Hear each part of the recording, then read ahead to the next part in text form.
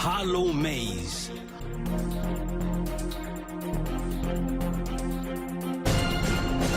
For those following developments in the National Assembly, you would have noticed in the last few years that the term pardon has gradually become part of our legislative lexicon and register of the nation's budgeting system.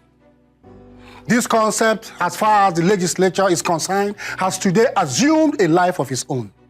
It is worthy of note that before the return to democratic governance, Nigerians were used to listening to military heads of state who reeled out figures and termed it the national budget. Since the return of democracy in Nigeria in 1999, we started hearing a different kind of concept in budgeting, such as proposal.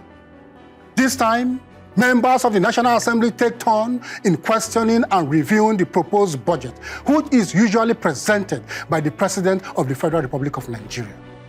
The process is the same, both at the federal and state levels. However, with the stronghold of governors on state houses of assembly, only the National Assembly has a semblance of a budgeting system. Precisely on the 20th of April 2019, the President of the Federal Republic of Nigeria, Bola Ahmed Tinubu, then national leader of the APC, called out the then President of the Senate, Bukola Saraki, and Speaker of the House of Representatives, Yakubu Dogara, on allegations surrounding budget padding. In fact, he accused them of padding the national budget with their pet projects. With that accusation, the concept of budget padding suddenly assumed a national dimension and subsequently became a recurring decimal and even increasing feature in the affairs of the National Assembly.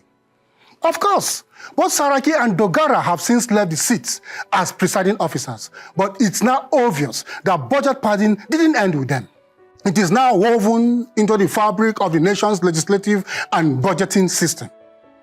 Just recently, Abdul Ningi was suspended by the 10th Senate, led by Godswill Akpabio, for alleging that the 2024 national budget was padded to the tune of 3.7 trillion naira. But does the suspension of the ranking lawmaker absolve the Senate of budget padding? Only a proper investigation would lead us to the truth. Because, according to a report by the Independent Corrupt Practices and Other Offences Commission, ICPC, the 2021 and 2022 national budgets were padded with 300 and 100 billion naira respectively. Also, a non-governmental organization known as Budget, which focuses on budget tracking in Nigeria, submitted in its report that the 2023 national budget had a total of 6,462 insertions, valued at 910.37 billion. So, could there be some elements of truth in Ningi's allegation? It is quite clear that the Senate did not address the merits of Ningi's allegation. Perhaps he was basically punished for stepping out of line to address the press on the issue.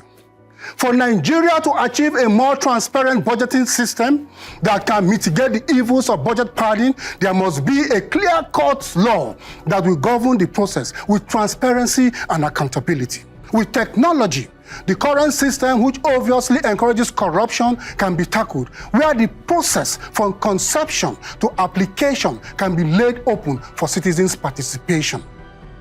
My name is Anderson Osiebe. God bless Nigeria. This message is from HallowMace Foundation, Africa. HallowMace, parliamentary advocacy and journalism redefined.